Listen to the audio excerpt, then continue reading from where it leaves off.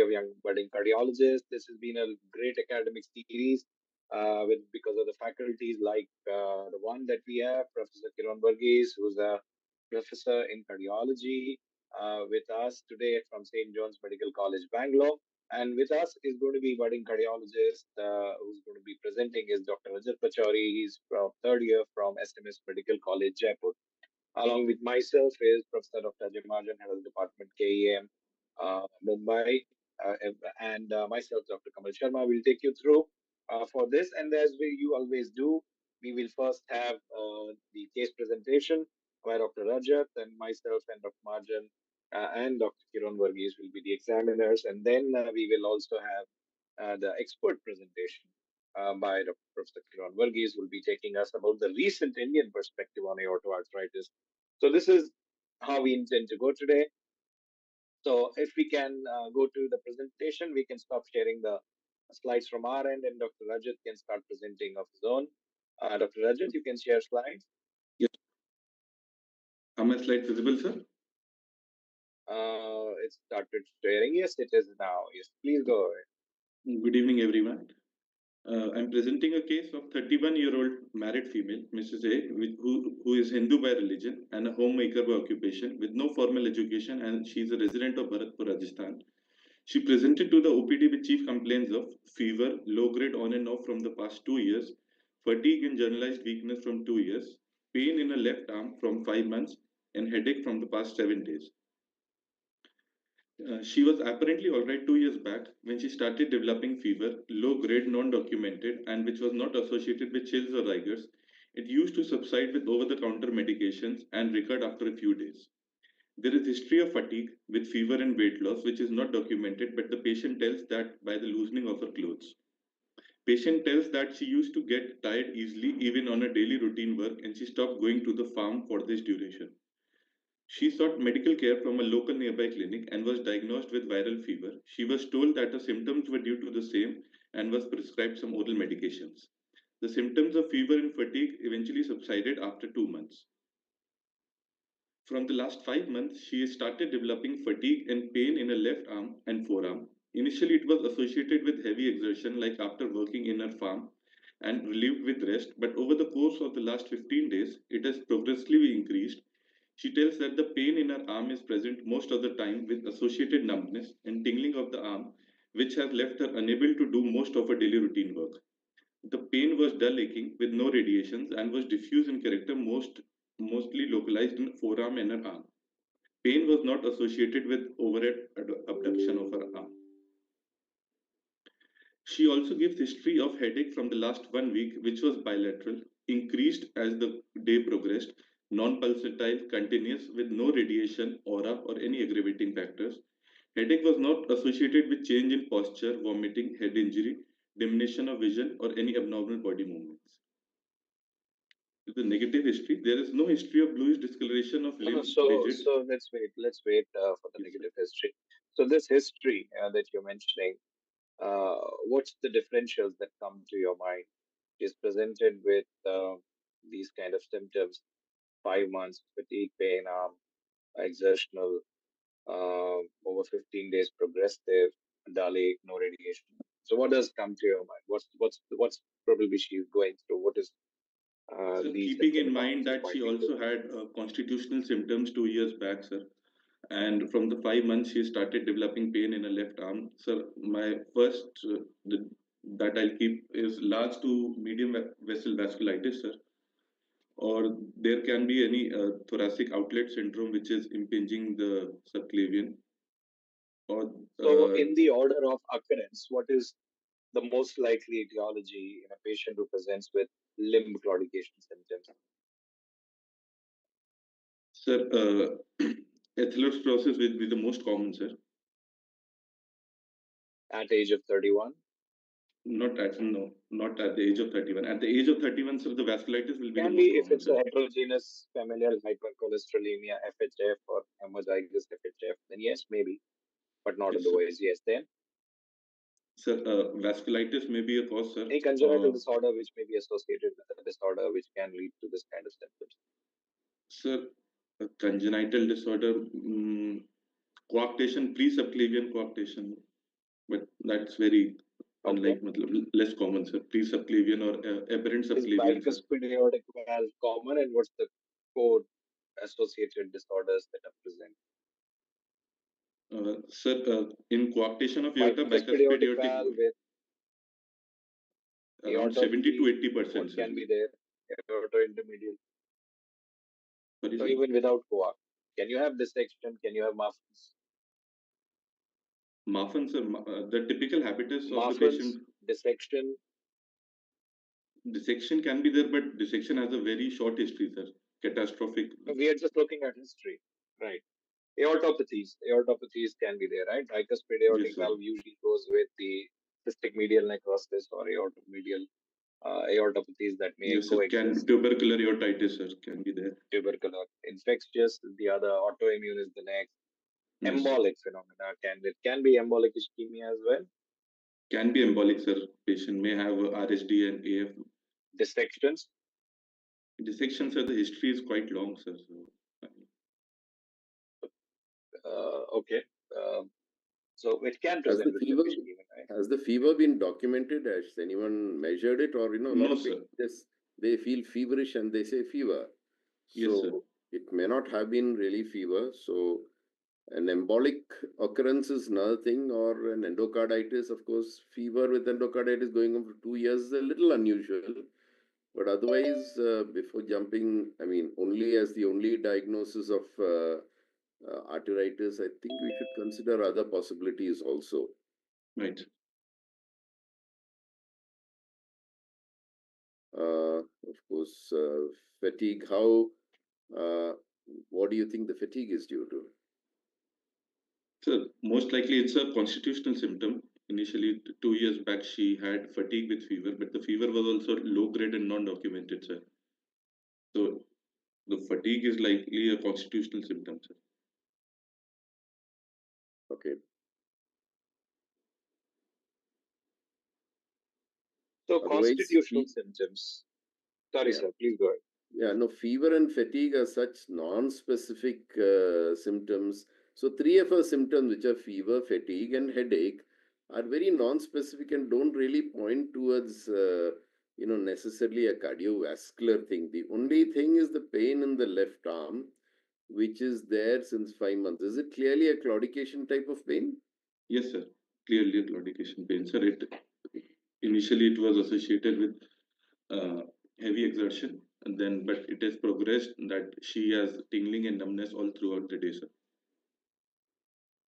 And yet there is no bluish discoloration No, or sir. any other signs of impending No, sir. gangrene or anything like that. No, sir. So No muscle atrophy. you have a lot of symptoms at rest. Yes, sir.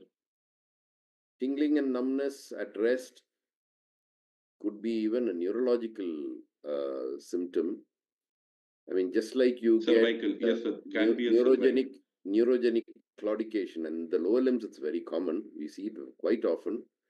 So you're basing your entire diagnosis on that one symptom, which only the tingling and numbness is present at rest is a little odd for me. But otherwise, I agree with your diagnosis is definitely one of the possibilities.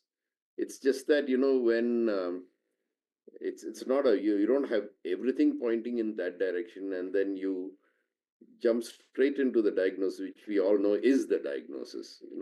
So you need to keep some DDs also in mind when you present, ideally. Right. Okay, please proceed. To the negative Amongst the history. constitutional, sorry, Rajat, Yes, amongst sir. the constitutional symptom, which one constitutional symptom is extremely important in pointing out that probably what you're dealing with is a aortoarthritis? One constitutional symptom. Sir, angiodynia or carotodynia, sir, I think. Correct. Yes. So carotidynia or angiodynia would suggest that you're probably dealing with arthritis. Right. Go ahead. To the negative history, there is no history of bluish discoloration of limb or digits or swelling or any trauma to her arm. There is no history of skin rash, joint pain, or hair loss. There is no history of neck pain or carotid tenderness. No history of leg pain or claudication. No history of dyspnea, chest pain, palpitations. No history of vertigo, presyncope, blackouts, or loss of vision. And there's no history of cough, sputum, hemoptysis, or any morning joint stiffness. There is no history of limb weakness or loss of consciousness, no history of tenderness in scalp or jaw claudication, no history of hematuria, palpitations or sweating, and no pedal edema or dyspnea. Why did you ask hematuria?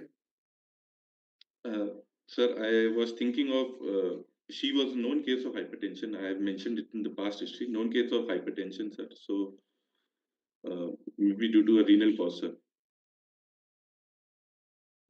Which renal condition will produce hematuria and hypertension? You're right. Sir, I'm not saying you're wrong. glomerulonephritis, sir. Okay. Most GNs can cause it. Usually is a microscopic hematuria, but just to rule out, sir. Anything else? In renal, sir. Can a mass, yeah, can embolism cause hematuria? Yes, sir. Embolism. Can Endocarditis. endocarditis cause Endocarditis hematuria? can. Usually it's Yes, sir. microscopic, but you can still have macroscopic as well, hematuria. Right. Any other cause where you can have hematuria? Dissections cause hematuria? Extending into renals? Yes, sir. I haven't read about it, but I think they can. Rarely. Penetrating ulcers, pseudoaneurysms, acquired or traumatic, mycotic aneurysms, acquired or traumatic, post-PCNL. That's the common situation that we cardiologists will be called as an interventionalist to embolize those bleeders. Right. Right. In past history, like we said, the patient has history of low-grade fever and generalized fatigue 2 years ago, which lasted for 2 months. Fever was intermittent and patient took local treatment and the symptoms subsided after 2 months. She was told that the investigations for tuberculosis were negative. Patient is a known case of hypertension from the past 1 year, for which she is on irregular treatment with no follow-up. There is no history of diabetes, jaundice, or CAD. No significant family history of tuberculosis, CAD, hypertension, or peripheral arterial disease. In the social economic history, 4 persons are living in a pakka house. She belongs. The commonest cause of hypertension in this age group? So, young female, sir. Yes. 31-year-old patient. What is the commonest cause of hypertension in this age group? Renal stenosis or coarctation, sir, I guess. If you take all hypertensives, what percentage are secondary? Sorry, sir, I'm not aware about the data. Right. Even at this age group, essential hypertension is the commonest, by far the Yes. commonest. You generally get only 5% or 10%, depending on 5 to how 10%. aggressively you are evaluating this in a general population. In a much younger or pediatric population also, it may go up to 10-20%, but very often, even at this age group, it is essential hypertension, which is the commonest. Okay, please go on. Obstetric and menstrual history. She is gravida 2, para 2 with 0 abortions. Elder son is 10 years old and a younger daughter 7 years. Both the deliveries were at home, full term normal vaginal delivery with no significant maternal neonatal complications. No history of any cardiac symptoms, eclampsia or hypertension during the course of the pregnancy. Patient has normal, regular, painless menstruation lasting 3 to 4 days every 28 days. She is a vegetarian by diet with normal sleep. Appetite is better now. Bowel and bladder habits are normal, and there is no history of any addictions. That's the history. So coming to the general physical examination, she is calm, conscious, and cooperative, well oriented to time, place, and person. Her weight is 56 kg, height of 154 centimeters, and a BMI of 23.6 kilogram per meter square. On Is local that normal? examination, yes, sir. The BMI? Yes, sir. Less than 25. You have different criteria for Indian Indians, subset. Yes, sir. specifically South Asians. That's why even WHO accepts that. Hmm. So the BMI cutoffs for Indians are not the same Yes, as sir. those for Caucasians. So it's 23 is overweight. 23 is Yeah, so it's after 23 is 0.5, overweight. 0.5 to 23. So she Yes. falls just into the overweight category. Right. On local examination of the arm, both the arms are symmetrical with no evidence of muscle wasting, spasticity, or tonicity. Range of motion is comparable in both arms with no increased tenderness, temperature, or difference in color. Her GCS is 15 by 15. Pulse is 88 per minute, regular rhythm, normal volume with normal Wait, condition of the heart. is there any difference in temperature between the two limbs? No, sir. No difference in temperature or color, sir. And yet she has rest symptoms. She So, has tingling and numbness at rest, and you are trying to say that this is all ischemic.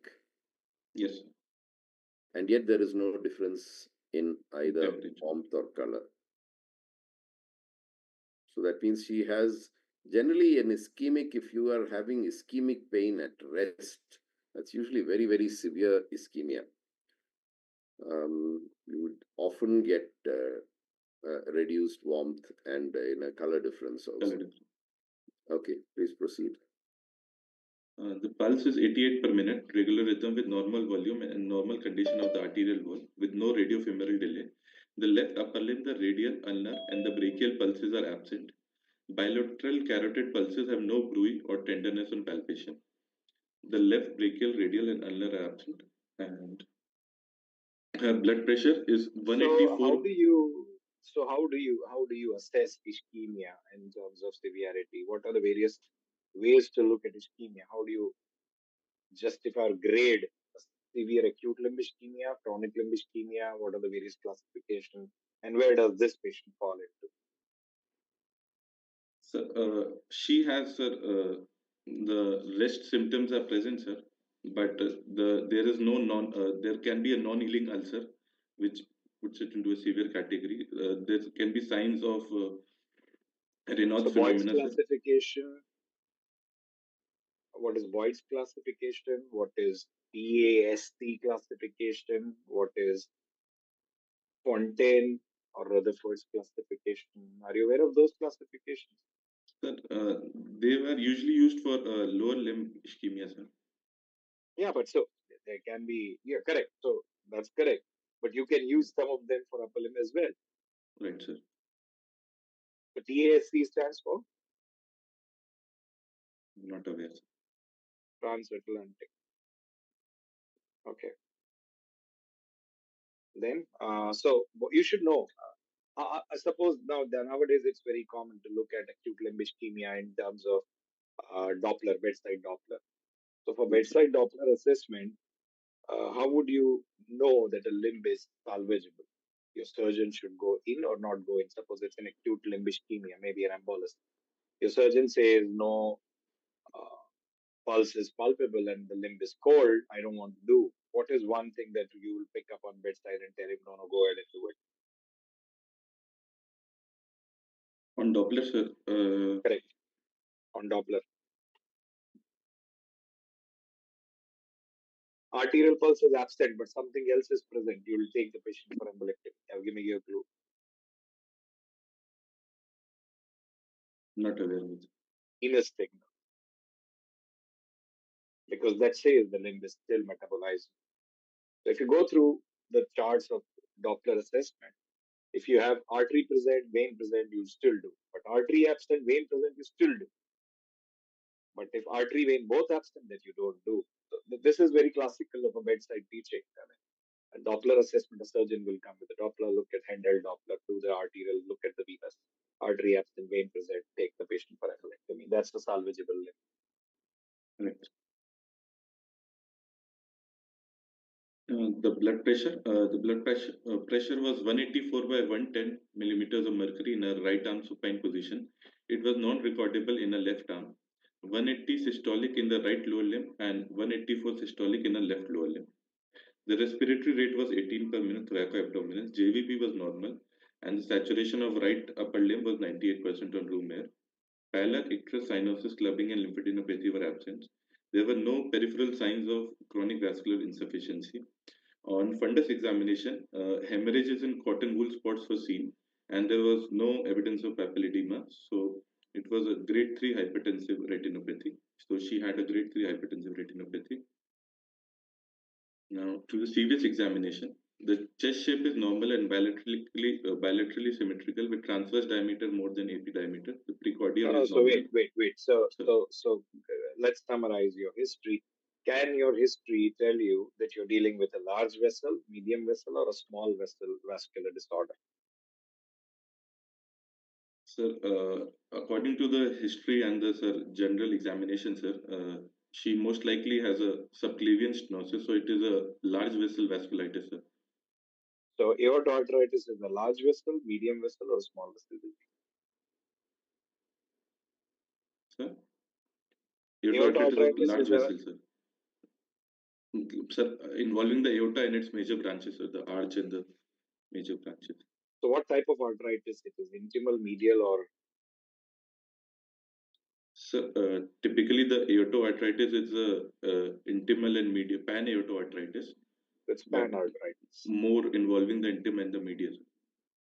Right. So what are the features of small vessel arteritis versus the large vessel arteritis versus the medium vessel arteritis clinically?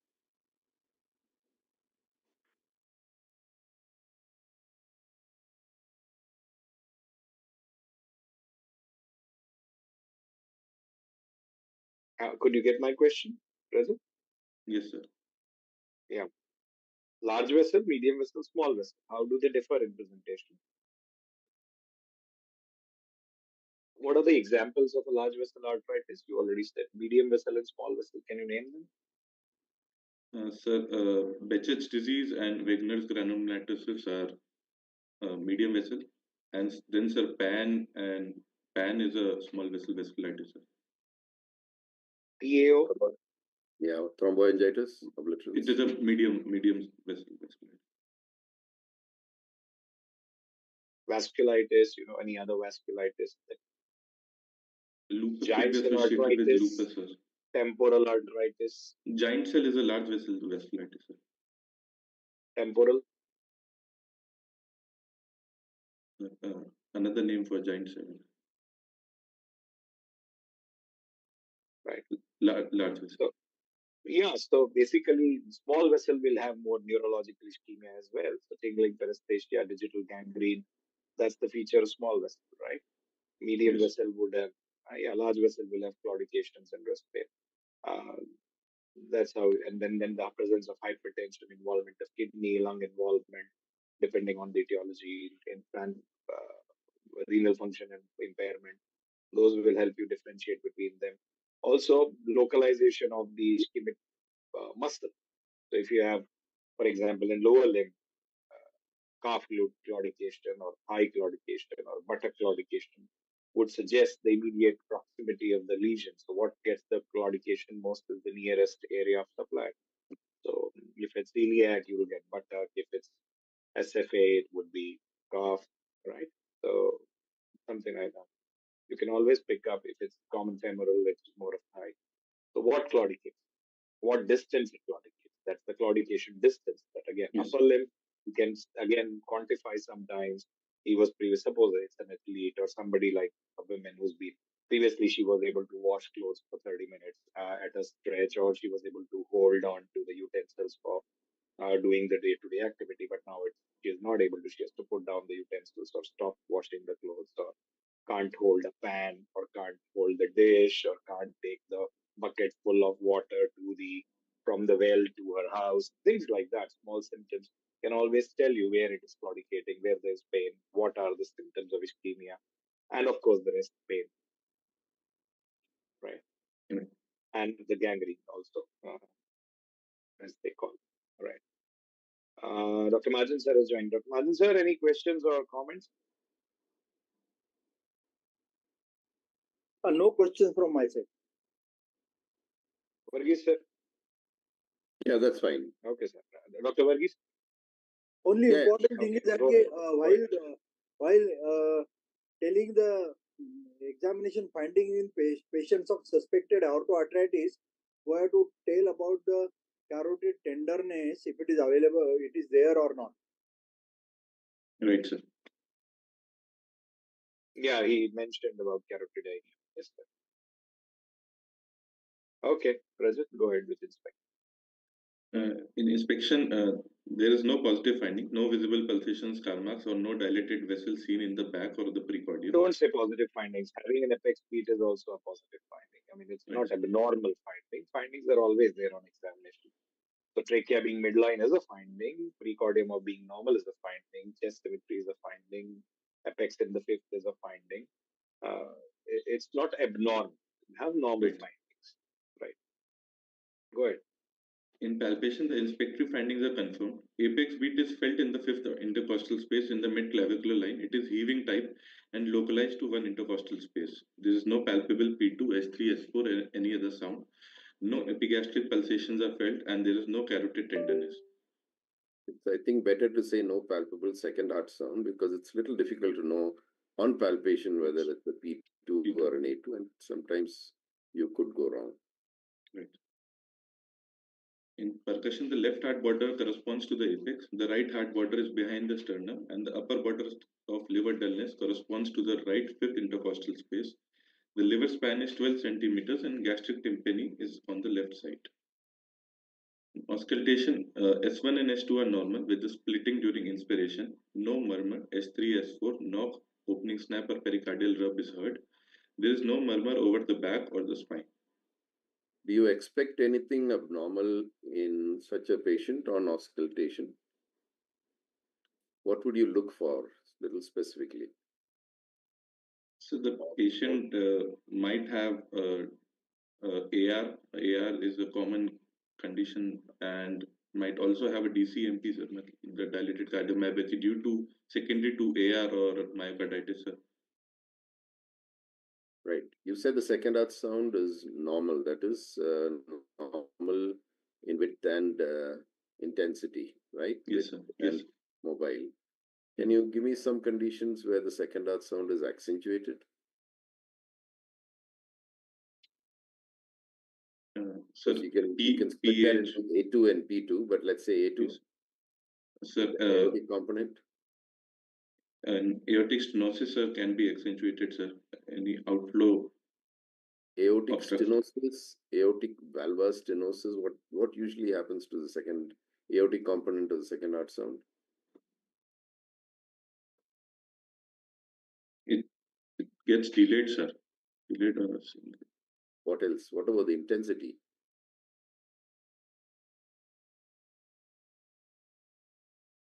Aortic stenosis, the second heart sound, the aortic component is softer. so, When will you get it to be louder?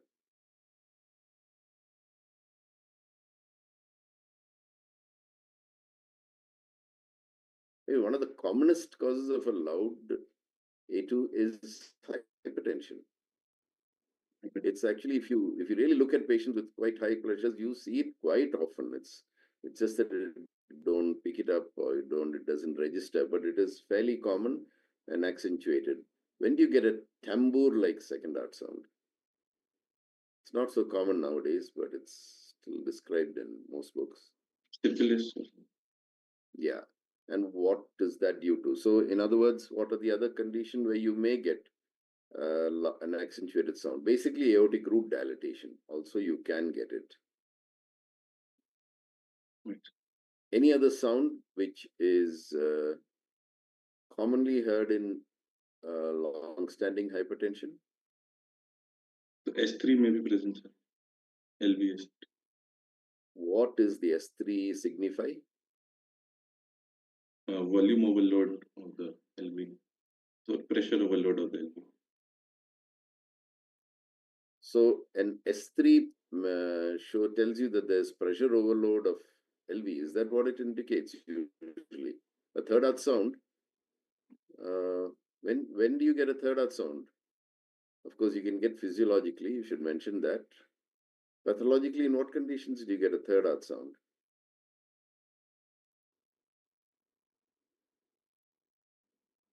Come on, don't stay. This is a very simple question. And you know what you ask at the final MBBS level also. What condition do you get an S3?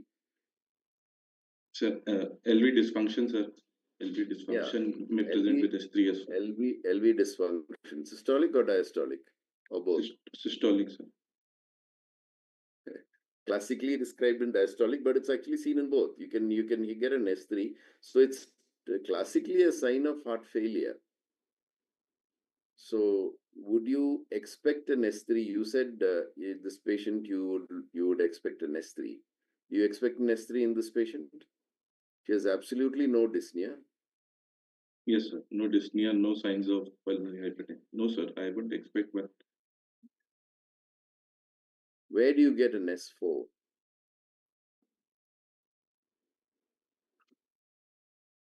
same, sir. LV dysfunction, sir.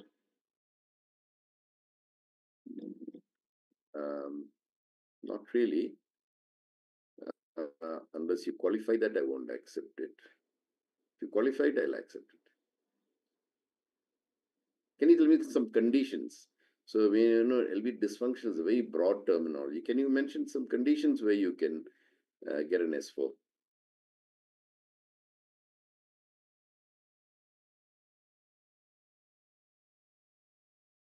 No?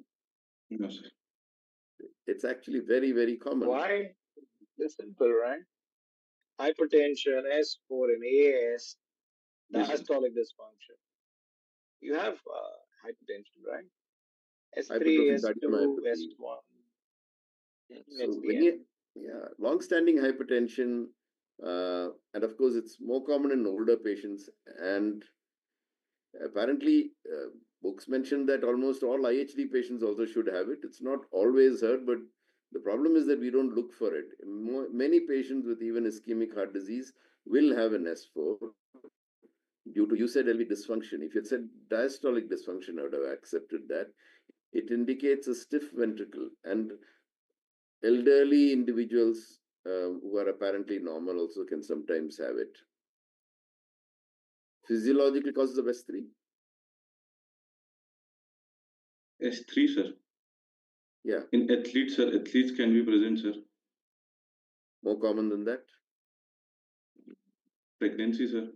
Okay, good. Then? And, sir. Children. Children, sir. Okay. Yes. Yeah.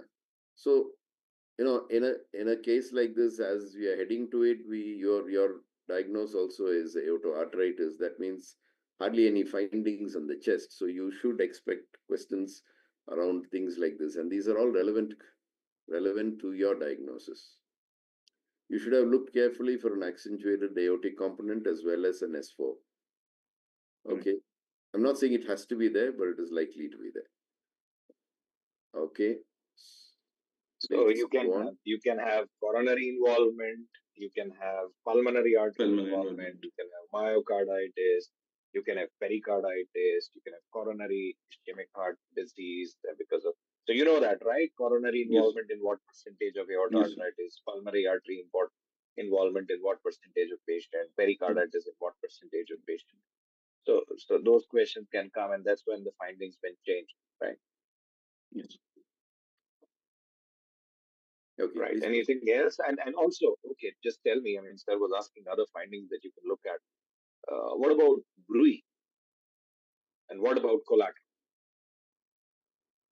Can you get a Sir, Brui? yes, Which sir. you have, right? We have a bruit in this patient, sir. So In what the, does a Brui tell you?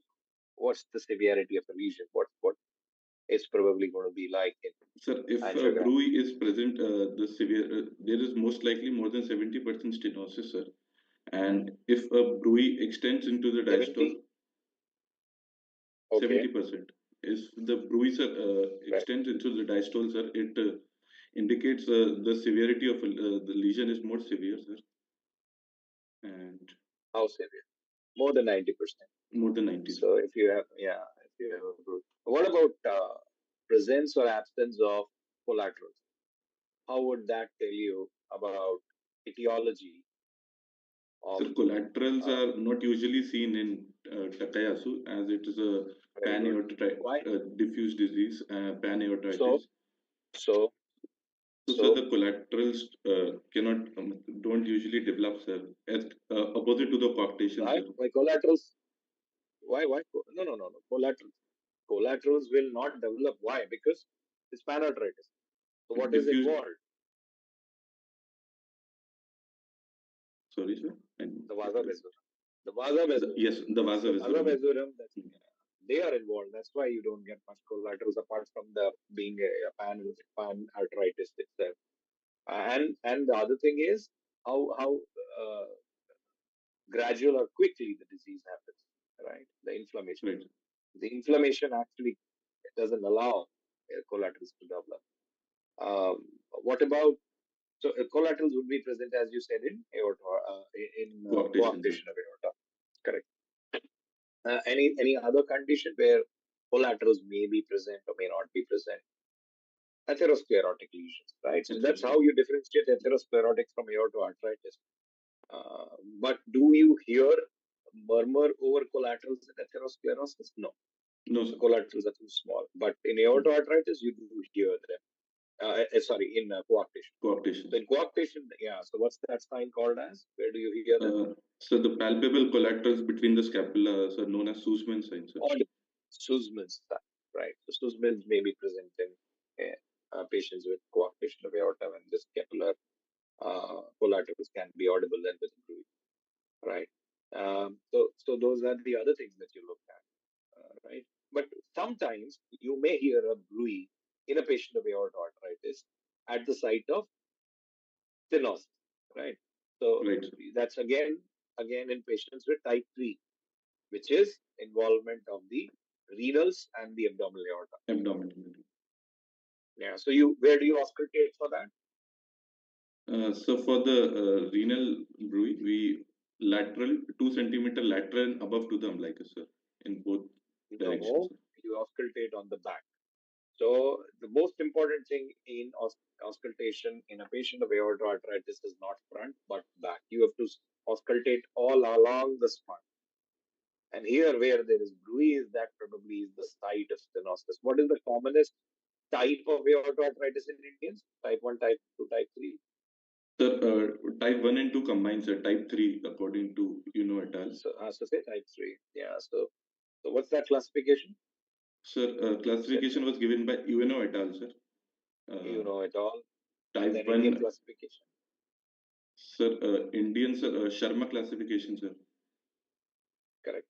And that's just an extension, right? You just add up the coronaries and the Coronaries and renal Pandra artery. also added coronaries and involvement of subpulmonary artery as the other additional classification. What about involvement of other end organ vessels? Does it involve celiac, supramesenteric, inframesenteric? Is it common, uncommon in aortoarthritis?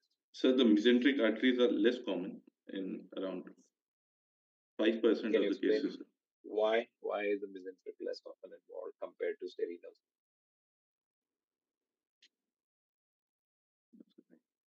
Definite connection. So there are various hypotheses to it. Some of them say it's the gut modifying factors. Some say the origin not being end on, so it's like coming off shoot rather than side branching like the renals. So it's the anterior takeoff which prevents it, the long stalk which actually prevents it. But it can happen. Yes, sir, can happen. Yeah, it can happen, but it's uncommon. Uh, just like arch vessels. So you should know Ishikawa's criteria. You should know fundus examination findings. You should know what vessels are involved, what vessels are not involved, why they are not involved, why collaterals are not formed, why collaterals are, how the collaterals are formed, where do you hear bruit. So these are some of the specific questions for aortoarthritis. Types of arthritis, giant, medium, small, features specific to it, what history goes with it, how Indians are different, and I'm sure Sir is going to take you through a complete Indian perspective as well. But those are important aspects of it. Okay, go ahead. Sir, any other question before we move? Yeah, I also agree that, clinically collaterals are hardly ever seen. I mean, clinically, like the Sussman sign and those, but angiographically, collaterals, I have found so many collaterals. I mean, Can be I've seen. seen several cases where both renal arteries are occluded and the creatinine is normal because of extensive collaterals. Similarly, I've Right. had cases where all four cerebral vessels are occluded and the patient hasn't had a stroke. But of course, some critical neurological symptoms were there in some of them. But collaterals, especially when they're slowly progressive and when you're seeing them in the burnt out stage, acutely, I agree that you don't usually see it. And clinically, you don't see those collaterals. But when you do an angiogram, it is seen quite often. Um, yeah. Yeah. So that's all. That was the only point I wanted to make. Majan sir? Yes, no question from my side. Okay, sir. In the other system examination, the respiratory system is bilaterally normal with vesicular bed sounds and no added sounds are there. The abdomen is soft, non-tender, and no organomegaly is felt. Bilateral bruit are present 2 centimeter above and lateral to the umbilicus, which are low-pitched, heard in systole as well as systole, and heard best with the bell of the stethoscope. In CNS, there is no neurological deficit and all cranial nerves are normal. So my diagnosis is Okay, so how often do you find stroke? Is stroke common, uncommon in aorta arthritis compared to the say TIA is more common, sir. Stroke is also common, sir. The carotid involvement it's is common, quite frequent, sir. right? But suppose a patient has this say atherosclerotic disorder versus a patient of aorta arthritis getting a total occlusion of carotid, who's more likely to present with stroke? So, atherosclerotic patient, sir. Yes, why?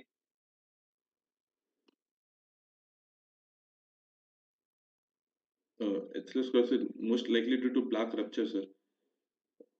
Anything else? Plaque rupture and plaque erosion. Carotids, the stroke don't happen because of the carotids occluding in atherosclerosis. It's the erosion of the carotid Erosion. enteroma which leads to a Yes, distal sir. shower. Unlike that, the involvement of aorta arthritis, being panarthritis with inflammation, is a thick material. It doesn't usually shed off. It's more inflamed, adherent, thick, gradual, slow, and non-embolizing in character because of panarthritis. So Yes. embolic shower from a carotid involvement of aorta arthritis is less likely. That's why these patients don't. You'll see a lot of patients, as sir said, a lot of total occluded renals, creatinine norm. Lot of totally occluded carotids, still patient has no stroke. And then there are some collateral somewhere or TIAs. So stroke is less common in totally occluded. The reason being slow nature and because of non-erosive nature of the disease that you don't get a distal shower, which is common with atherosclerotic carotid artery disease, which can lead to stroke. Sir, any comments? Yeah, as a corollary to that, you can most of the time you can do the carotid artery interventions without distal protection in Takayasu. I don't know if that's there in the recommendation, but we have had to do it several times for financial reasons, and we've never had any instance. And as you rightly mentioned, Dr. Kamal Sharma mentioned, the risk of distal embolization is quite low. So I was very happy to go ahead and do it even without distal protection. Never had a problem. Yeah. Okay, Rajat. So my final diagnosis will be a non-specific inflammatory aortoarthritis with left subclavian and renal artery stenosis in chronic phase, type 5 according to the angiographic classification with renovascular No, you've not hypertension. done angio, so how do you know type 5? So Sir, you don't know, right? So involving the so subclavian and the renal. no. That's fine, but you should stick to 1, 2, and 3. I think clinically, Right, only once right, you've done an angiogram, seen an angiogram, you should categorize them as 1, 2, 3, 4, 5. right. 1, 2, 3 is the standard way of looking at it in clinical exam. So renovascular, okay. Rest of the things are fine. Fine. So to the investigations, this is a ECG of Yes. the What do you patient. want to do for this patient? Okay. So first we'll get the inflammatory markers, sir, to Okay. see the Patient disease has got the activity. inversion. ESRCR. Okay. The So ECG what are circuit. the markers? ESL Sir, CRP apart. ESR, CRPs, and then the newer markers are there, sir. The interleukin 6, sir, the pentraxin 3, and the Correct. Okay. Go ahead. MMP 9, sir, is MMP 3 and Okay. 9 Go are ahead. also there, sir. Yeah. Okay. Then, sir, after we like to do a high resolution ultrasound, sir, and then maybe proceed to a CT scan, sir, CT angio. Yeah. CT angio, sir. CT autogram. And according to the CT autogram, sir, we can plan the intervention for the subclavian and the renal, sir, and if any other vessels are also involved.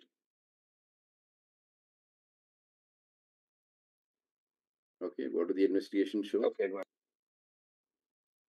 So the ECG shows LVH with strain pattern according to Sokolov line criteria, sir.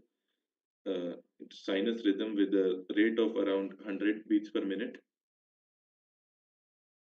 Axis, normal axis, sir. The only LVH with strain is present, sir, in the positive finding. Systolic pressure overload or volume overload type? Sir, pressure overload type, sir. Yeah. Any left atrial enlargement? I mean, there are the Q waves are still somewhat prominent, but I agree. This is more like pressure overload. Any left atrial enlargement? Sir, the terminal forces are there in V1, sir.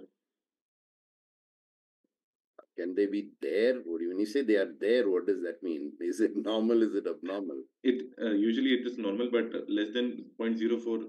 They should be less than 0.04 seconds, sir. It's around one small block only, sir. So this seems to fit that criterion of 1 millimeter wide and 1 millimeter wide deep, and which is basically 0.04. So it seems to be like borderline left atrial enlargement is there. right. And yeah, left ventricular hypertrophy is there. How much does it come to when you the Sokolov Leon? Can't make out there's overlapping, but it clearly seems to be there. 30, yes, sir. More than 35 seconds. In which one? What are the Sokolov Leon? Sir, S wave in V1 plus R wave in V6 should be more than 30 millimeters in females and 35 in males, sir. Yeah, V5 or V6, whichever is more. Okay. V5. So, yeah. Okay. Next. So this is chest X-ray of the patient, sir.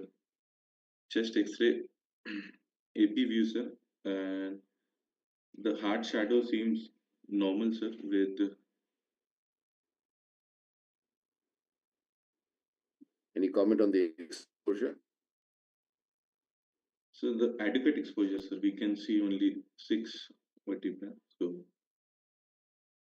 I can see the entire spine. Okay, it's like okay. And what else? and there are no rib notching seen, so Good. goes in favor of a diagnosis, sir. And I think the DRPDA is a bit enlarged. I'm not sure.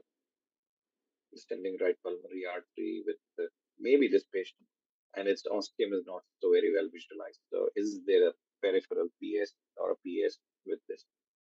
PAs can be involved. You never know. Just look at the RPDA, right descending pulmonary artery. Its mouth, its origin, it's narrow. Yeah, origin does look a little narrow. Beyond that, it is prominent. Maybe there is stenosis, or maybe it's an abnormal origin. When would you say that the right descending pulmonary artery is dilated or larger than normal? sorry, sir. When will you say that the right descending pulmonary artery is dilated or bigger than normal? In fact, that is one of the criteria for pulmonary hypertension also.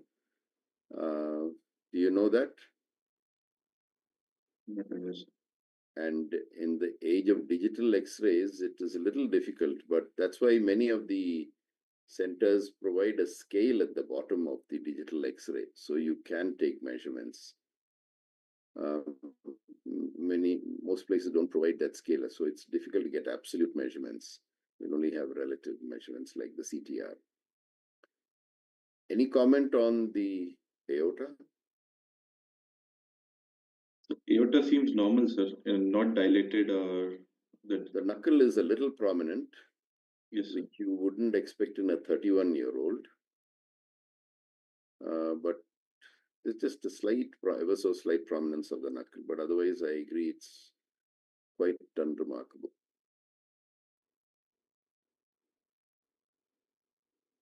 Okay. So to the echocardiography, parasternal long axis view. And there was LVH, sir. The interventricular septum was 11 centimeters with the LV cavity of 41 and a posterior wall of 10 millimeters. The LA was, as we were discussing, the LA is 33 millimeters, sir. Plaques with a color. You didn't say the aortic size. LA you mentioned. Yes, sir. So the aorta is seems smaller than the LA, sir. I'm sorry, I didn't measure the aorta exactly, but it seems smaller than the LA. So, Okay. and annular ectasia, okay. Plaques with colors show the trivial aortic regurgitation, sir, with no MR. The short axis view, sir, showing no regional wall motion abnormality. How much And was the RVSP?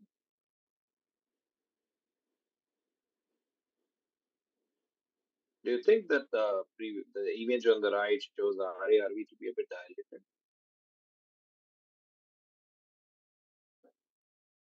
maybe we've there was no TR, sir, and only trivial TR. So RVOT, do you think is bigger than the aorta? Yes, sir, definitely. Yeah. So again, I really think that he has got a PS, P. peripheral PS. The DRPDA is stenotic. Can you show? Do you have a good view of pulmonary valve? Because here the pulmonary valve is not visualized. Valve with the color also. Okay, now I can see. Right. So can you show? Are you able to see the right branch? So I think look at the left versus right. Do you think left is a bit bigger than the Left right? is a yes, sir. Yes, Can it does be. look bigger. Yeah. So that's what I was saying on X-ray. I have not seen your X-ray before you started presenting, but that's the thing that you should be able to pick up. So probably he has got a PS. You can look at the origin of the RPA. Probably, maybe a CT would throw more light on that. And you also have developed a PR. Is that the PR signal? Yes, sir. That's a. Yeah. So that explains why should a normal valve have PR unless you have some pressure across that. Yeah, I think there is right PA involvement in this patient. What was your PA pressure? You said you couldn't They get didn't any measure it TR. because the TR was not. TR was not there. I'm sure there would be enough TR if you were to look at it. This is the TR, sir. This is the TR jet, sir. Around 24, sir. Maximum pressure. Yeah, sometimes you won't get it unless you search in multiple. Yeah. Right, sir. You could easily miss it. Pretty much there. If there is a PR, so you can tell also PA diastolic pressure. Yes, sir.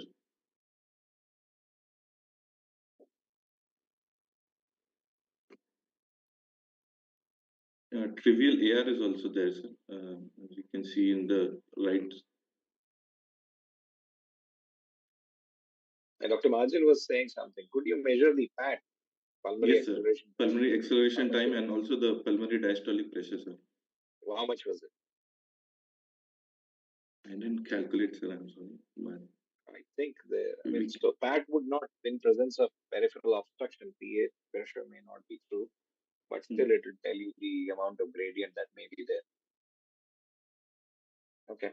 The tailing the way it is, I think I'm sure there is some amount of obstruction to the PA rather than it's more of oligamia than plethora. Probably PS, peripheral PS. Okay. So the Could you see the aortic. coronary osteums? Broad axis. So coronaries need to be evaluated on ANCO. For which other disorders? I mean, of course, you look at it for all, but one more condition where you're very much interested in coronary osteum nearby. El Kappa, sir. And Kawasaki disease. Kawasaki. You're looking for. Correct.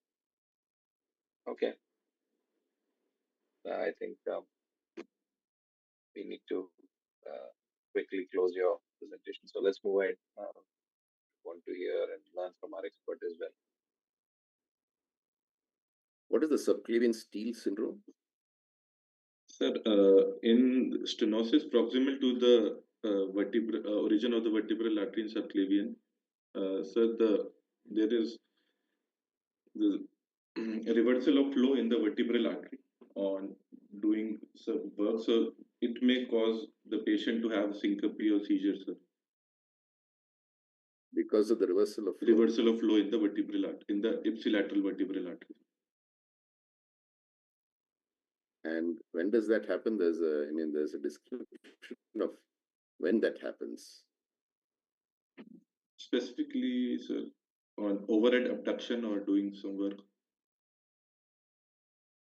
When you exercise the affected limb, because that's when the blood supply to that limb increases, and then the flow in the vertebral increases into the limb to supply the ischemic limb.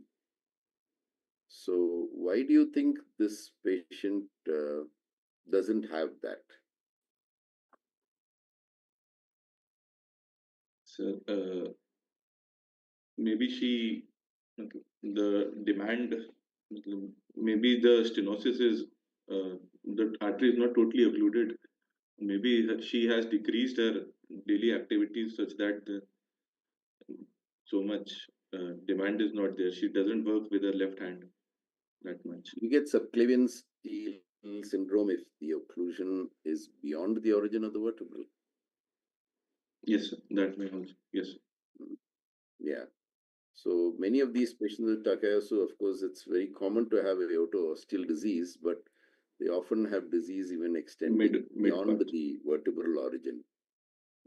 So I wouldn't be surprised if she has quite a long segment. Otherwise, the vertebral should eminently take care of the flow, and you can usually get a pulse also there, though it may not be a strong pulse. Okay. So the renal artery Doppler, so the right renal artery, increased peak systolic velocity and the end diastolic velocity is also high, sir, suggestive of right renal artery stenosis. So we got a CT done, sir. There is around 90% occlusion with a thin thread-like subclavian artery after that. And this is a diffuse circumferential thickening of the aorta in a cross section, sir. And also the stenosis of the both of the renal arteries and in the proximal part, of the renal artery. The lab investigation showed anemia was there, sir. The hemoglobin was 10.3. It was microcytic in nature. The ESR was 64 and the CRP was also quite high, 50 milligram per liter. The NT-proBNP was normal, sir. The urine RM showed 1 plus albumin. What would you call a normal NT-proBNP? As per sir, in sinus rhythms are less than 600, sir. Have you read the guidelines and heart failure guidelines? How do you use that to rule out heart failure? It's actually 125. There, of course, there are age appropriate limits also put, and of course you can get it abnormal in obesity. I mean, it can be a false negative in obesity and so on. Right. But NT-proBNP, the cutoff given in the guideline, especially the heart failure guideline, is 125. Okay. The urine RM showed 1 plus albumin. The iron studies were suggestive of iron deficiency anemia, and the Montux was also done, so it was insignificant. So this was the treatment that we started around. Methotrexate 10 mg with prednisolone 1 mg per kg, then tapering with folic acid on the other days. And for the hypertension, we started around amlodipine, metoprolol, and clonidine. Rheumatology So, do you start. stent or you don't stent in acute phase? So in acute disease, sir, we ideally should not stent, sir. But if it is life-threatening or we have to salvage something, Correct. then we should Because of the go ahead. stenosis and inflammation being more. Secondly, what is better, balloon or stents?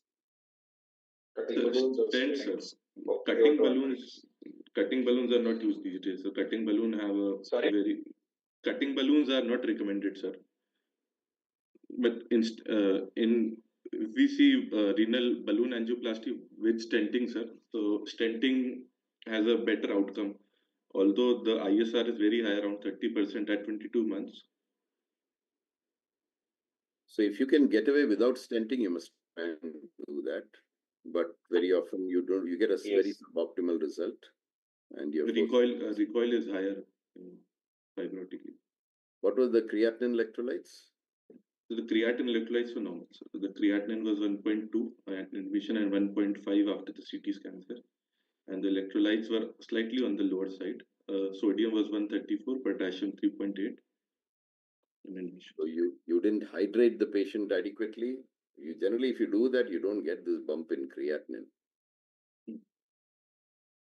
Okay, because we most of us religiously do it when we do a coronary angiogram or angioplasty, and we quite often forget when we send the patient for a CT angiogram or a, CTPA. But probably you need much more attention there because the amount of contrast they use is much more than the contrast we use. We usually finish an angiogram with 30 ml, or if you have a biplane system, even 10-15 ml you can do.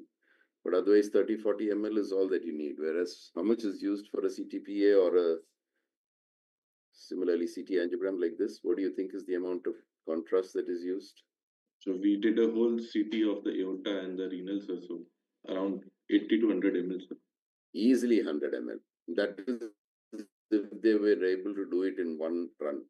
Sometimes they find it difficult and they may do it as a two separate studies. So hydration is extremely important. Potassium is on the lower side. Yes, sir. Maybe, Why sir, do you think we so? thought, sir, due to the renovascular hypertension, we also thought due to renovascular hypertension. Right. Okay. Okay. Any other thing? Any Okay. other slides that you have? No, sir, no, sir. Treatment. Okay. So thank you very much.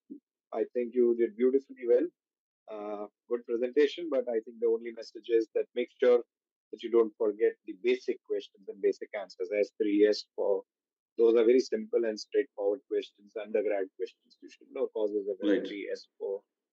And of course, I gave you some high-end questions as well. We both, all the three experts have given you some high-end questions about types of aortic arthritis, how to differentiate viability, what are the grades, what are the diseases from small vessel, large vessel, medial vessel, small vessel disease, how do you chase them, etc. So thank you very much. And Thank you, with sir. that, now I would invite Dr. Professor Kiran Varghese to present his expert talk on the day approach for aortic arthritis Indian perspective, the Indian data sets. So Dr. Kiran Varghese, over to you. Thank you, sir. Thank you.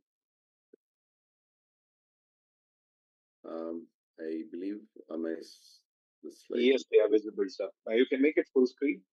Yeah. Yeah, they are now. Yeah, we can see that.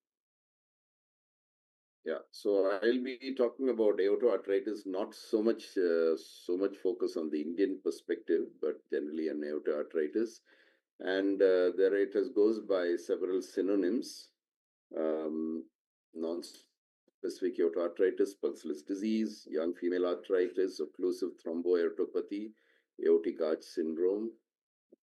So by definition, it is a relatively rare chronic disease.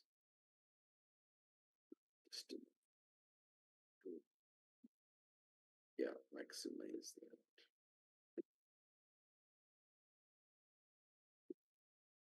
Right. And it's Idiopathic, it's a granulomatous large vessel vasculitis which affects the aorta, its main branches, and pulmonary arteries.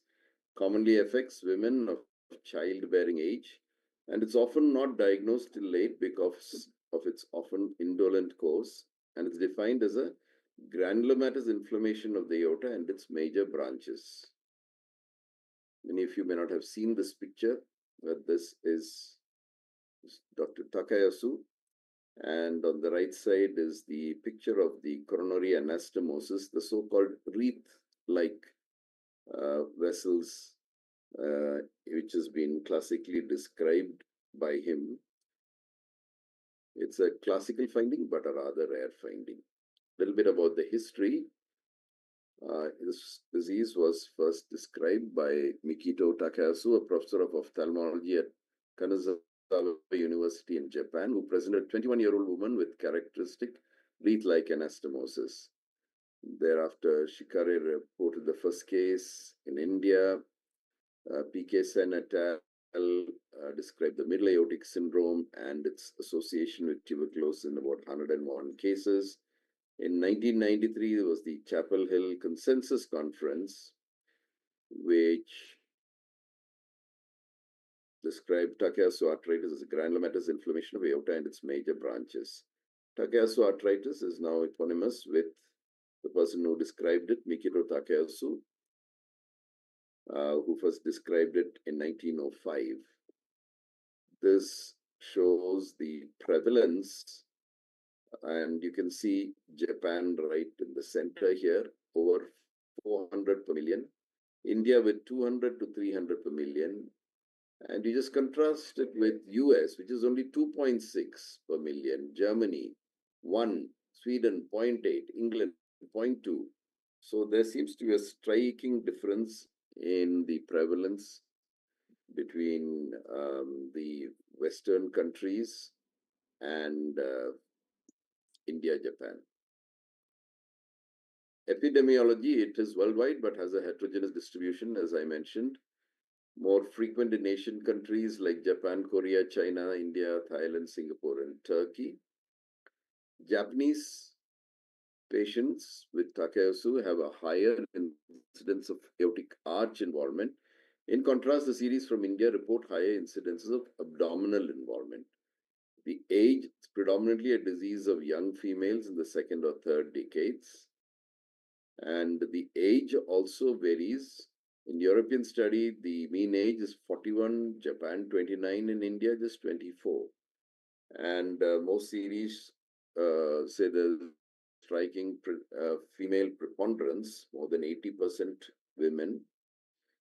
But this also varies from country to country, as high as 12:1 in Turkey, 3:1 in India, in China, and in India, somewhere between 2:1, 3:1 in different series. So we've seen, all of us have seen multiple pictures like this where there's a diffuse narrowing of the aorta. We're coming to pathophysiology. As we've already mentioned, it's an inflammatory disease of the large and medium-sized arteries with a predilection for the aorta and its branches. As you mentioned, it is a pan-arteritis with intimal proliferation, fibrosis, scarring, and vascularization of the media. Although pan-arteritis, the initial site of inflammation is around the vasa vasorum and at the medioadventitial junction. The lesions are stenotic or occlusive in the vast majority, that is 85%, and you get a dilatation or aneurysm about 2% and mixed in about 13%. These vascular changes or vascular pathologies are the ones which lead to the complications of Takayasu disease. And the prime among them is hypertension, which is usually due to renal artery stenosis or stenosis of the suprarenal aorta. Aortic insufficiency, aortic regurgitation is also there due to aortic valve involvement and the hypertension, which can cause aortic root dilatation.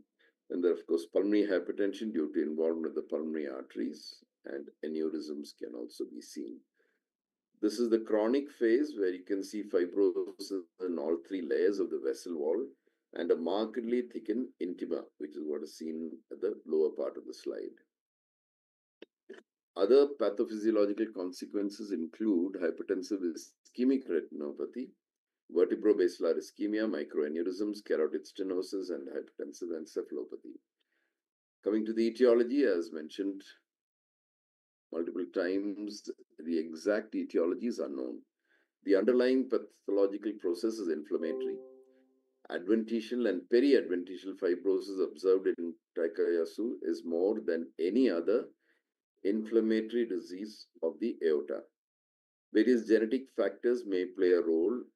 Studies have shown predilection of certain uh, genetic factors and genes. Raised ESR, leukocytosis, arthralgia, and high titers of anti-aorta antibodies. Even in the case that was presented, she had elevated ESR and leukocytosis. One study showed some patients had a raised ASO titer and there was some link with rheumatic. Female predilection, urinary estrogens are elevated. Estradiol and progesterone, but not testosterone, enhance leukocyte adhesion to endothelial cells in the presence of tumor necrosis factor, and that's also one of the theories why there's a female predilection. Several other etiological factors have been proposed. Spirochetes, Mycobacterium tuberculosis has been time and again brought up as a possible etiological or being important in the etiopathogenesis, including that study by Sen et al. But currently, it is more or less fallen out of favor. A streptococcal organism circulating antibodies due to an autoimmune process. In one case report, Mycobacterium tuberculosis and its heat shock protein 65 was implicated in the etiology.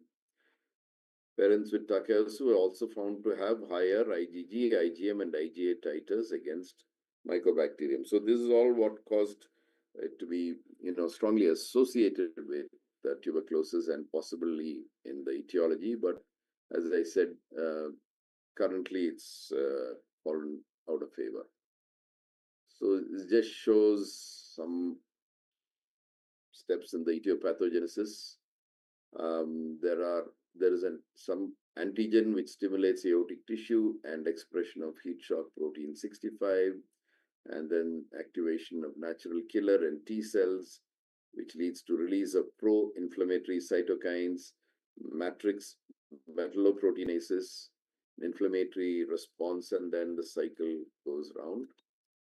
The clinical presentation, there are often three phases which have been described. The inflammatory phase, where you have the granulomatous arteritis. Then you have a sclerotic phase, where you have intimal hyperplasia, medial degeneration, and adventitial fibrosis. And then finally, an obliterative phase, where you have total disappearance of the elastic lamina with obliteration of the vasa vasorum and arterial lumen. About 10% of the patients are asymptomatic, with the disease detected based on abnormal vascular findings on examination. Variety of constitutional symptoms have been described. Headache in 50 to 70%, malaise in 35 to 65%, arthralgias in from a quarter to two-thirds of patients, fever in up to one-third of patients, and weight loss in 10 to 18% of patients. Cardiac and vascular features. Bruit is the most common, and the most common location being the carotid artery. It's worth emphasizing that sometimes the bruit is heard on the normal carotid artery because of increased flow, because the contralateral artery may be totally occluded. So that can also happen sometimes. Blood pressure difference of extremities is seen in 45 to about 70% of patients. Claudication is fairly common. We have already mentioned carotidemia and vessel tenderness, which may be seen in 30 to 32%. Hypertension is fairly common. Around 50% of them often have hypertension. and aortic regurgitation in about a quarter, then Raynaud's syndrome, pericarditis, congestive failure, and myocardial infarction are the other features. Neurological features are also there: headache 50 to 70%. Visual disturbances are also not at all uncommon, 16 to 35%, with a strong association with involvement of the common carotid and vertebral artery. Stroke is seen in 5 to 9%, transient ischemic attacks in 3 to 7%, and seizures in up to 20%. Dermatological manifestations: erythema nodosum, seen in 6 to 19%, ulcerated subacute nodular lesions. I haven't seen any of those, but pyoderma gangrenosum, all that, the others we've seen. Pregnancy per se does not exacerbate the disease. Management of hypertension is absolutely essential, and that's easy to understand. Maternal complications include superimposed preeclampsia, congestive cardiac failure, and progressive renal impairment. Abdominal aortic involvement and a delay in seeking medical attention predicted a poor perinatal outcome. On examination, obviously, there should be particular attention to all the peripheral pulses, and carotidemia may be present. Should important to check blood pressure in all four extremities. And BP being normal in all four does not always rule out. I can straight away recall two patients with involvement of all four limbs, and so the blood pressure, what was measured, was actually artificially low because all four limbs had stenosis or occlusion, and only the fundal examination showed severe hypertensive changes. So that's another thing which you should always look for, always check the fundus also. And if even if the pulse is reasonably well felt, look for a delay, whether it's a radial delay, which most often is not picked up. But especially if there's good collateral through the vertebral, you may have a decent pulse, but you can definitely make out the delay. Upper limbs are affected more often than lower limbs. When pulselessness occurs, for BP monitoring, calf blood pressure must be obtained. The most discriminatory finding is the systolic blood pressure difference of more than 10 millimeters between the arms.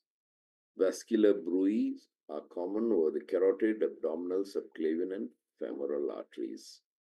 Hypertension due to renal artery involvement and sometimes leading to encephalopathy can be seen in 50% of patients. Aortic regurgitation is a common finding. Somehow we haven't seen it that often, and an ophthalmic examination is mandatory. There's just some pictures, one on the left showing ostial narrowing of the subclavian, left subclavian artery. And on the right side, you can see that the subclavian is like a thread. It's virtually occluded, little filling of the vertebral. Here you can see left renal artery stenosis with some involvement on the right side also. And on the right side, there's a total occlusion of the aorta. And you can see a lot of collaterals.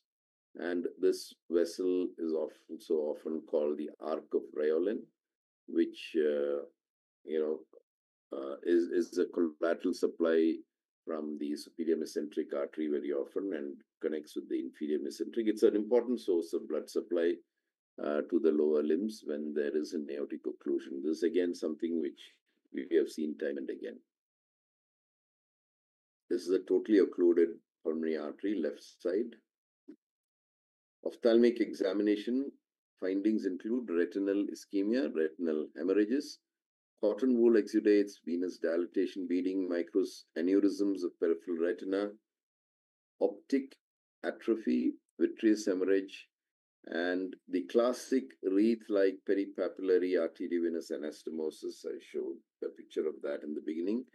Though that was the pathognomonic finding and based on which Takayasu himself described this condition, they're actually extremely rare. You don't often see that.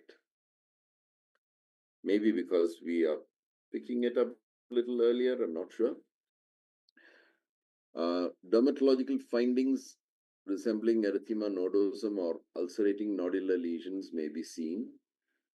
In other systems, amaurosis fugax, focal neurological deficits, eclampsia, subarachnoid hemorrhage, often secondary to hypertension, myocardial infarction, dilated cardiomyopathy like picture, which is usually a hypertensive condition, and pedal edema due to renal failure, secondary to renal artery stenosis and glomerulonephritis.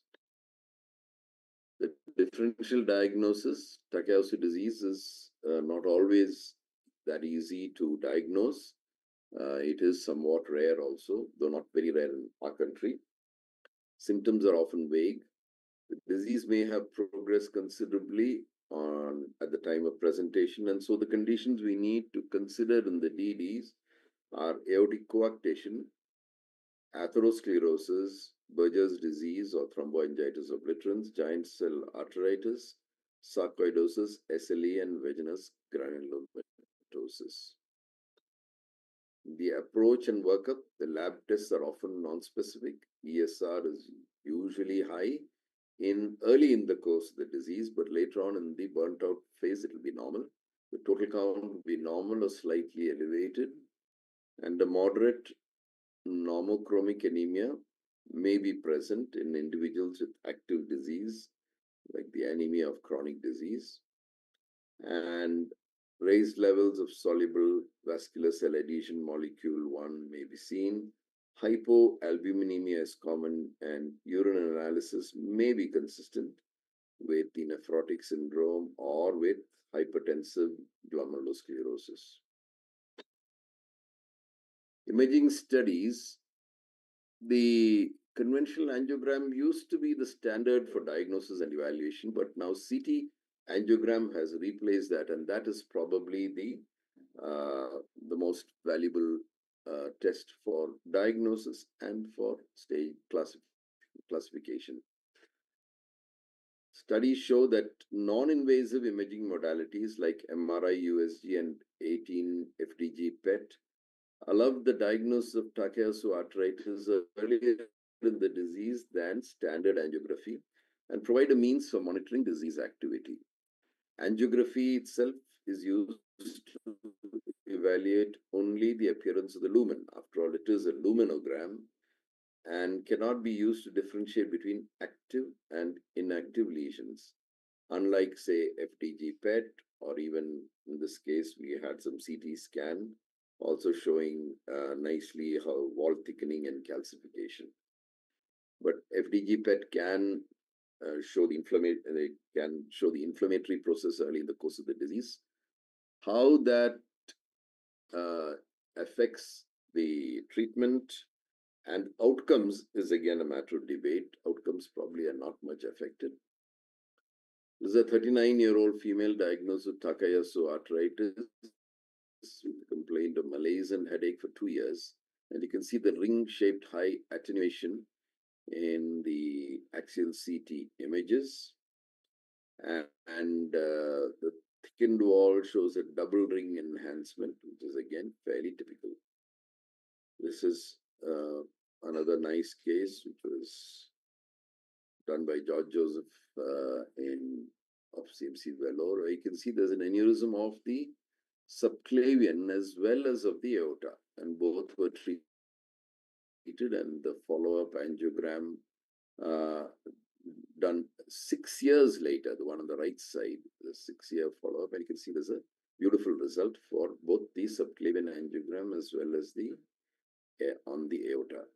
Now, coming to the diagnostic criteria, so the Ishikawa criteria were formulated first in 1988, and there was an obligatory criterion, and that was age less than 40 years at the time of diagnosis or at the onset of characteristic symptoms and signs. This was somewhat criticized, and so in 1990, so 2 years later, the American College of Rheumatology maintained that criterion, but kept it as one of the 6 criteria, age of less than 40, and it was no longer an obligate criterion. And in 1995, further modifications to the diagnostic criteria were proposed, removing the age criterion, and that increased the sensitivity and specificity to 92 and 95% respectively. So this is the modified Ishikawa criteria. I know it's a very busy slide and difficult to read. So essentially, major criteria is left mid-subclavian artery lesion, right mid-subclavian artery lesion, and characteristic signs and symptoms of at least 1 month duration. Those are the major criteria, and there are multiple minor criteria, which I'm not going to all read out. But the presence of two major or one major and two minor or four minor criteria suggests a high probability of Takayasu arteritis. This is as proposed by Sharma's or the modification by Sharma et al. So, which is the same thing. And basically, the modifications include removal of the obligatory criterion of less than 40 years, inclusion of characteristic signs and symptoms as a major criterion, removal of age and defining hypertension, deletion of the absence of aortoiliac lesion. So that was a precondition, but that also has been removed. And the addition of coronary artery lesion in the absence of risk factors for coronary artery disease. And this is the 2022 American College of Rheumatology, or EULAR classification. That is EULAR is European League Against Rheumatism. The classification criteria and the considerations which you need to apply when using these criteria. They say that these criteria should be applied to classify the patient as having Takayasu arteritis when a diagnosis of medium vessel or large vesicle vasculitis has been made. So that's the first point. You should already have made that diagnosis. And alternate diagnosis mimicking vasculitis should be excluded. The absolute requirements is this. So the age is back, but it's not 40, it's 60, age less than 60 at the time of diagnosis, and evidence of vasculitis on imaging. Additional clinical criteria: female sex, angina or ischemic cardiac pain, arm leg claudication, vascular bruit, reduced pulse in the upper extremity, carotid artery abnormality, systolic blood pressure difference more than 200. And each of these has a score which is given on the right side, +1 or +2. There are additional imaging criteria, and depending on the number of arterial territories involved, with the symmetric involvement and abdominal aorta involvement with renal or mesenteric involvement. So if you take the sum of the scores, there are actually 10 items here, and a score of 5 or more is needed for the diagnosis of the diagnosis and classification of aortoarteritis. Nowadays, the initial, after doing the blood tests and echo, ECG echo, and so on, the initial vascular imaging is usually performed by using CT angio. So that's very often one of the earliest studies to be done. It's widely available, less expensive, and has better image resolution than an MR angio. So that's probably the imaging modality of choice. The site and extent of arterial involvement in Takayasu arteritis are highly variable, making angiographic classification desirable. So that's why we have the pneumano angiographic classification 1, 2A, 2B, 3, 4, and 5. So I'll just quickly go through this. Type 1 is branches of the aortic arch. Type 2A is ascending aorta, aortic arch and its branches. Type 2B on the right side is that 2A region plus the thoracic descending aorta. 3 is thoracic descending aorta, abdominal aorta, renal arteries in a combination. 4 is, infrarenal part, the abdominal aorta, renal arteries, or, just basically abdominal, suprarenal or above infrarenal. And type 5 is the entire aorta and its branches. So this is the angiographic classification, again shown here. Now, the clinical features differ according to the vascular region. There are general constitutional symptoms and other symptoms of active disease like myalgia, arthralgia, vascular involvement. Uh, these are the general criteria, and the specific criteria for specific organ systems, or depending on which vessel is involved. And not going through all this is a very busy slide, but so you can, most of these are self-explanatory. Obviously, coronaries, you'll have angina, mesenteric, you'll have weight loss and GI hemorrhage and so on. Let's come to the natural history.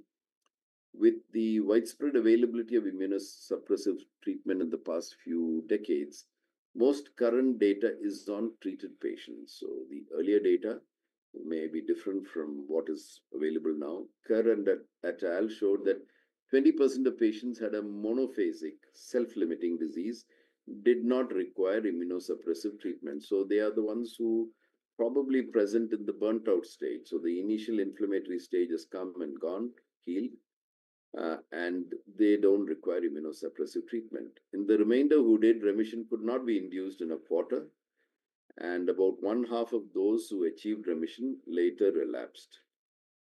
Comerman et al., 41% of patients in remission experience a relapse of disease activity within 5 years. And Indian data, Goel et al., again from CMC, the 34% of approximately one third relapse within 5 years, no relapses at any time in 46%, and about 6% are totally refractory to treatment with persistently active and progressive disease. So just to remember that 34 to 40%, roughly a third, may relapse within 5 years. Now, the geographic variation, again, a rather busy slide. So the main differences are highlighted on the right side. The clinical features in India. Basically, in India, the main angiographic type is the type 5, and the age of onset is 26 years versus 35 years in Japan, whereas in United States it's 29. Uh, and upper limb claudication is the commonest symptom. Systemic hypertension is seen in about half of the patients, and chest pain in about 12%. Disease activity, new onset or worsening of two or more of the following features indicates active disease. There are systemic features, elevated ESR, and features of vascular ischemia or inflammation, typical angiographic features. Histological findings, I think we have gone through some of these earlier. Now let's come to treatment and management briefly. The approach, medical management depends on basically disease activity and managing the complications. So you manage the disease, manage the complications. Those are the two approaches. And so basically it comes down to controlling the inflammatory process. And most of the time, at least half the patients have hypertension, and so controlling hypertension. So a lot of the complications of aortoarteritis are secondary to hypertension. So corticosteroids are the mainstay of therapy for active disease, and many patients require additional cytotoxic agents to achieve remission, because as you taper off the steroid, then the disease just comes back. So it is necessary to have additional agents. And the tocilizumab, which is a humanized monoclonal antibody against the IL-6 receptor, is one of the commonly used drugs. IL-6 is a major component in the pro-inflammatory process of large vessel vasculitis. Remission using tocilizumab as monotherapy can be seen. Thereafter, shifting to methotrexate for maintenance therapy. Now, invasive strategies for specific lesions, again, a busy slide, but I think this is all mostly self-explanatory. If you have significant aortic mitral regurgitation, you need valve replacement, coronary artery stenosis, you need to intervene with that, and so on. So I'm not going through all these. This is again part of the drug armamentarium against B-cell depletion. So rituximab is another chimeric IgG1 antibody which is being used. Cytotoxic agents are used for patients whose disease is steroid resistant and relapsing, and they are continued for at least 1 year after remission and then slowly tapered. Methotrexate, azathioprine, cyclophosphamide are drugs which are used. Anti-tumor necrosis factor agents are also used. Initial dose of etanercept was 25 mg. Then there's infliximab also, which is being used. If you come to cardiovascular procedures, bypass graft surgery gives often the best long-term patency rates when there is significant coronary artery stenosis. Percutaneous balloon angioplasty gives good outcomes, but there is a fairly high risk of recurrent stenosis, especially with conventional stents. Then, obviously, when there's an aneurysm, you need aneurysm clipping or revascularization. PTCA is followed by restenosis at the angioplasty site within 1 to 2 years in a substantial number of patients. And not only PTCA, PTA in peripheral also. If you get restenosis, you get in the peripheral arteries. But the good thing is, if you go and dilate it again, then the restenosis progressively come down. So a strategy of multiple balloon dilatations often works in some patients, especially those who have recurrent restenosis. So indications for surgical repair on angioplasty are as follows: renovascular stenosis causing hypertension, especially if it's difficult to control hypertension; coronary artery stenosis leading to myocardial ischemia; extremity claudication induced by routine activity; cerebral ischemia and or critical stenosis of 3 or more cerebral vessels; significant aortic regurgitation; thoracic abdominal aorta, aneurysms, and severe coarctation of the aorta. Again, just one typical, there's a fairly long segment stenosis of the right renal artery, and post-stenting, it looks good. Bypass graft surgery, usually it's a saphenous vein graft. And this can also be done not just cardiac, it is done in depending on where it is. For example, renal artery also, if the renal artery is totally occluded, difficult to control hypertension, uh, this can also be done. A saphenous vein graft can be used. Bypass of the nominated carotid arteries in between subclavian and axillary common carotid arteries. These are all somewhat not very complex procedures, but not without its own morbidity and mortality. So when symptomatic, these should be applied. Extra or intracranial bypass operations generally are performed for stenosis of the internal carotid or middle cerebral arteries.